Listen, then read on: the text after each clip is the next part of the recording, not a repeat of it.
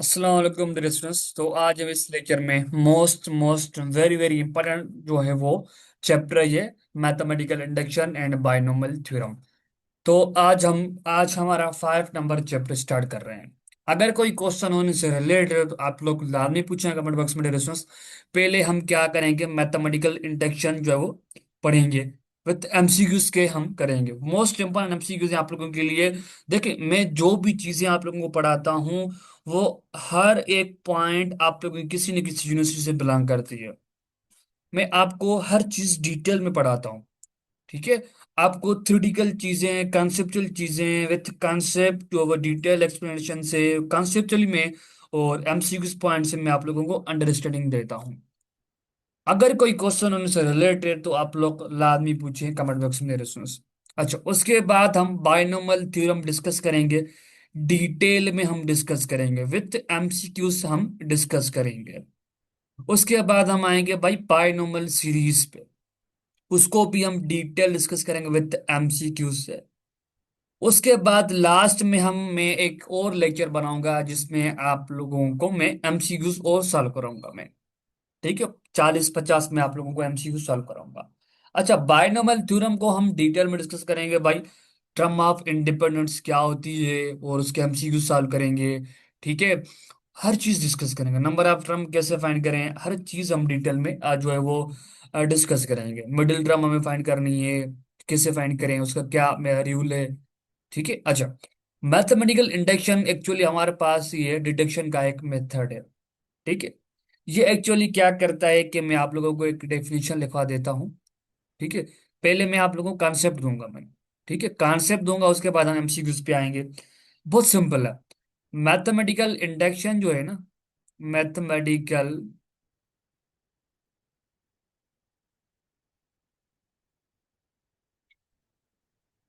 Mathematical induction is a method.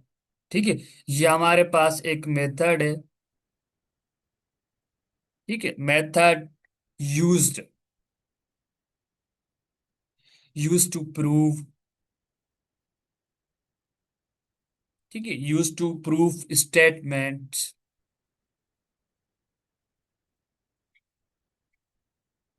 ठीक, statements that और that are defined by natural number, defined for natural number। मैं आपको बताता हूँ इसका एक्चुअली क्या डेफिनेशन क्या कहना चाह रही है और क्या इसका मतलब है एक्चुअली नंबर्स। अच्छा, सो भाई ये कहना चाह रही है कि भाई मैथमेटिकल इंडक्शन जो है एक्चुअली वो हमारे पास एक मेथड है। ठीक है। वो किस चीज का मेथड है भाई, हमें पास एक स्टेटमेंट होती है। ठीक है। एक स्टेटमेंट होती है, जो उसमें स्टेटमेंट जो होगी वो फर्ज करो मेरे पास एक स्टेटमेंट है कि 1+2+3, वो बराबर है एक्चुअली किसके, n+1/2। फर्ज करो मैं एक, लेट सपोज करो मेरे पास एक स्टेटमेंट है। अब मुझे ये स्टेटमेंट दी, मैंने एक स्टेटमेंट मैंने दे दी। ठीक है, ये हमारे पास एक जनरल स्टेटमेंट है। ठीक है, वो स्टेटमेंट हमारे पास इस तरह होगी। ठीक है, आपको कोई भी एक नंबर के फॉर्म में नहीं होगी, इस तरह आपको जनरल मीन्स के स्टेटमेंट गिवन होगी। अब मुझे ये वाली जो स्टेटमेंट है मीन्स की ये आल स्टेटमेंट को मुझे चेक करना है कि क्या भाई ये स्टेटमेंट हमारी ट्रू है या फॉल्स है। ठीक है। देखिए, वो जो हमारे पास एन होगी वो लाजमी है कि एन जो वो नेचुरल नंबर से बिलोंग करना चाहिए। ठीक है, जो एन होगी हमारे पास वो नेचुरल नंबर होंगे। ठीक है। अच्छा, अब इस स्टेटमेंट को प्रूव करने के लिए अगर हमारे पास एन जो नेचुरल नंबर से बिलोंग करता है तो फिर हम मैथमेटिकल इंडक्शन यूज करेंगे भाई इस स्टेटमेंट को प्रूव करने के लिए। समझ में आ रही है? एक हमारे पास स्टेटमेंट होनी चाहिए, स्टेटमेंट में जो हमारा स्टेटमेंट जो होगी उसको हमारे पास जो एन की वैल्यू होगी वो नेचुरल नंबर होनी चाहिए। उस स्टेटमेंट को प्रूव करने के लिए हम मैथमेटिकल इंडक्शन यूज करते हैं। उसके स्टेप्स हैं कुछ। क्लियर है? एक मैथमेटिकल इंडक्शन हमारे पास मेथड है जो हम यूज करते हैं प्रूफ स्टेटमेंट को प्रूफ करने के लिए। Data defined for natural number, जो वो स्टेटमेंट होती है वो हमारे पास नेचुरल नंबर के लिए होती है। जो एन होगी एक्चुअली उसकी बात कर रहा है, जो एन होगी वो नेचुरल नंबर से बिलोंग करेगी। ठीक है, समझ में आ रही है पॉइंट? अच्छा, अब इसमें कुछ स्टेप्स होते हैं सॉल्व करने के भाई। फर्स्ट स्टेप जो होता है वो हम उसको बोलते हैं बेसिक बेस स्टेप। ठीक है, उसको बोलते हैं हम बेस स्टेप, या उसको बोलते हैं इनिशियल स्टेप भी बोलते हैं। ये लिख लिया आप लोगों को, मुझे स्पेस की जरूरत है, तो मुझे स्पेस चाहिए डिस्टेंस, तो मैं यहाँ पे मिटा लेता हूँ। अच्छा, सो अब हम इसको इनिशियल स्टेप भी बोलते हैं, इनिशियल स्टेप। अच्छा, इसमें हम क्या करते हैं भाई, पहले हम करते हैं N, N is equal to one. ठीक है, एन इज इक्वल टू हम वन चेक करते हैं। फिर हम इंडक्शन जो है हाइपोथेसिस जो है वो लेते हैं। सेकंड स्टेप जो होता है वो इंडक्शन हाइपोथेसिस। ठीक है डिस्टेंस, हाइपोथेसिस होता है।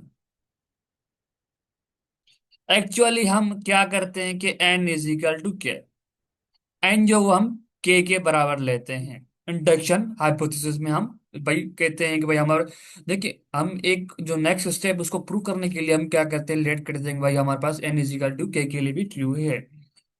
उसके बाद होता है कि लास्ट स्टेप जो होता है हम उसको बोलते हैं इंडक्शन स्टेप। इंडक्शन स्टेप, इसमें क्या करते हैं भाई, हमारे पास एन इज इक्वल टू के प्लस वन के लिए हम प्रूफ करते हैं कि हमारे पास ये ट्रू है या फॉल्स है। ये तीन स्टेप हैं आपको याद रखने, पहले स्टेप है उसको बोलते हैं बेस स्टेप।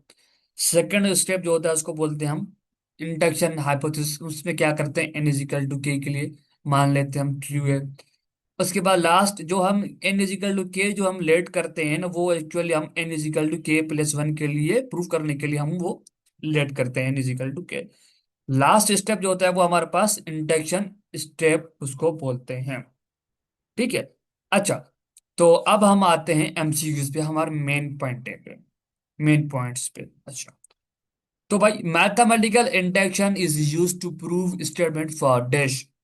हम स्टेटमेंट को प्रूव करने के लिए हम मैथमेटिकल इंडक्शन यूज करते हैं, बट वो कौन सी स्टेटमेंट होंगी, देखिए याद रखिएगा, वो स्टेटमेंट की बात कर रहा है, वो स्टेटमेंट होगी वो नेचुरल नंबर्स होंगे, आर नेचुरल नंबर्स जो एन की वैल्यू होगी ना, जो मैंने आप लोगों को एग्जांपल दिया था, n plus one divided by two, जो एन होगी वो एक्चुअली हमारे पास n belongs to natural number, वो नेचुरल नंबर से बिलोंग करेगी। हम मैथमेटिकल इंडक्शन देखिए, अगर n की वैल्यू रियल नंबर है, कॉम्प्लेक्स नंबर है या इंटीजर है, हम वहां पे यूज नहीं कर सकते, वहां पे हमारे पास मैथमेटिकल इंडक्शन काम नहीं करेगा।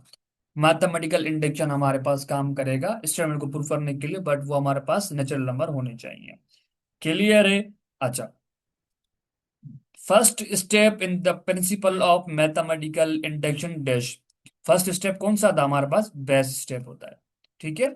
अच्छा, ये एमसीक्यूज आए हुए हैं हर किसी यूनिवर्सिटी में जो मैं आप लोगों को बता रहा हूँ, तो वेरी इंपॉर्टेंट एमसीक्यू से ना समझे।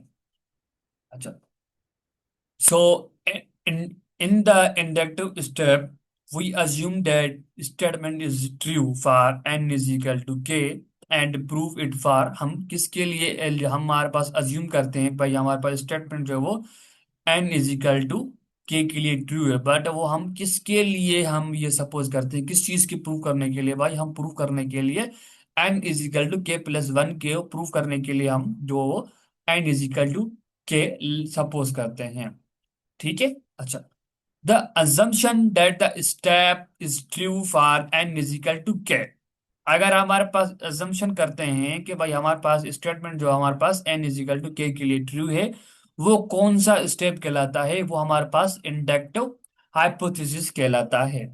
ठीक है डिस्कशन समझ में आ रही है? अच्छा, अब कह रहा है कि if both the best cases case and inductive step are true then statement, if both the if both base case and inductive step are true, भाई दोनों बेस केस भी हमारे पास, बेस स्टेप भी एंड इंडक्टिव स्टेप भी, step. ठीक है। देखिए, अगर हमारे पास इंडक्टिव स्टेप ट्रू है, तो ऑब्वियसली बात है कि हमारे पास इंडक्टिव जो हाइपोथेसिस होगा वो ट्रू होगा। ठीक है, समझ में आ रही? अगर हमारे पास इंडक्टिव स्टेप हमारे पास ट्रू है, तो हमारे पास इंडक्टिव हाइपोथेसिस ट्रू होगा। तो हम उसको क्या बोलेंगे भाई, हमारे पास जो स्टेटमेंट है वो is, the statement is false. क्या वो स्टेटमेंट फॉल्स होगी? वो फॉल्स नहीं होगी, क्योंकि वो तो ट्रू है। हमारे पास जो लास्ट स्टेप होता है वो मेन है। वो कौन सा होता है? इंडक्टिव स्टेप होता है लास्ट वाला। The statement is true for all natural number, हमारे पास स्टेटमेंट जो हमारे पास ऑल नेचुरल नंबर के लिए ट्रू है। ठीक है, हम ऐसे देख नेचुरल नंबर के लिए हम चेक करते हैं ना एक्चुअली। तो हमारे पास मैथमेटिकल इंडक्शन इज बेस्ड, हमारे पास जो मैथमेटिकल इंडक्शन है बेस है on which mathematical mathematical property? क्या एसोसिएटिव प्रॉपर्टी के जो है वो बेस है? नहीं। एसोसिएटिव प्रॉपर्टी आपको पता है वो अलग चीज होती है। वो क्या होती है भाई? अगर एडिशन के साथ में बात करें तो a+b × b+c is equal to a+b+c। ठीक है, बट हमारे पास mathematical induction is based on the dash well ordering property के बेस होता है। ठीक है, which of the following can be proved, prove कर सकते हैं भाई मैथमेटिकल इंडक्शन के जरिए हम कौन सा यहाँ पे ऑप्शन करेक्ट है, जो हम मैथमेटिकल इंडक्शन के जरिए हम उसको प्रूव कर सकते हैं। देखिए मैंने आप लोगों को बताया था भाई मैथमेटिकल इंडक्शन, इंडक्शन हम वहां पे इंडक्शन यूज करेंगे एक्चुअली जब हमारे पास स्टेटमेंट होनी चाहिए, स्टेटमेंट होनी चाहिए और जो एन होगी वो नेचुरल नंबर से बिलोंग करने चाहिए, तब हमारे पास वहां मैथमेटिकल इंडक्शन काम करता है एक्चुअली। तो भाई हमारे पास भी ए ऑप्शन को उसको छोड़ते हैं, ठीक है। बी ऑप्शन देगा भाई, यहाँ पे क्या है, √2, √2 के लिए क्या हम ये यूज कर सकते हैं? नहीं यूज कर सकते, क्योंकि भाई ये हमारे पास है ही नंबर। तो नंबर के लिए हम कैसे चेक कर सकते हैं? नहीं चेक कर सकते। क्या there are infinitely prime many जो है वो प्राइम्स, तो क्या उसके लिए यूज कर सकते हैं कि हमारे पास इनफाइनाइटली जो है वो हमारे पास प्राइम नंबर है? भाई उसके लिए क्या आप किस कंडीशन पे, किस बेसिस पे आप चेक कर सकते हैं? कि हमारे पास कोई एक जनरल स्टेटमेंट होनी चाहिए ना, जनरल स्टेटमेंट होनी चाहिए, तभी हम चेक कर सकते हैं एक्चुअली। हम यहाँ पे हमारे पास 7 का ए ऑप्शन हमारे पास करेक्ट ऑप्शन होगा। इस स्टेटमेंट को, ए ऑप्शन वाली जो स्टेटमेंट है उस स्टेटमेंट को हम एक्चुअली चेक कर सकते हैं। ठीक है, अच्छा। तो mathematic the principle of mathematical induction consist of dash, कितने स्टेप पे जो है मुश्तमिल है, मैंने आपको अभी बताया ऊपर। वो एक्चुअली 3 स्टेप पे मुश्तमिल है। कौन कौन से भाई?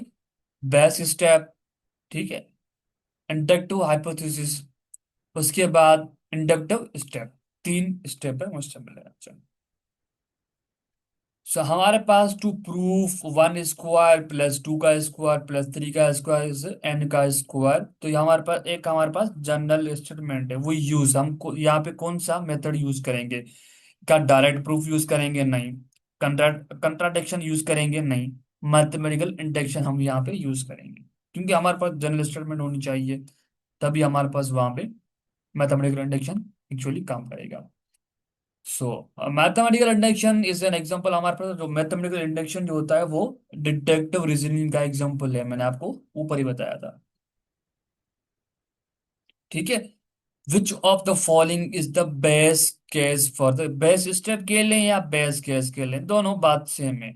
इस for induction which of the following is the best case for induction. ठीक है, तो भाई पहले वाली कंडीशन होती है, हम क्या करते हैं, n = 1 के लिए चेक करते हैं उसके लिए ट्रू है, उसके बाद हम n = k पे रिलेट करते हैं, एग्ज्यूम करते हैं तो वो हमारा ट्रू है। उसके बाद हम n = k+1 के लिए चेक करते हैं ट्रू।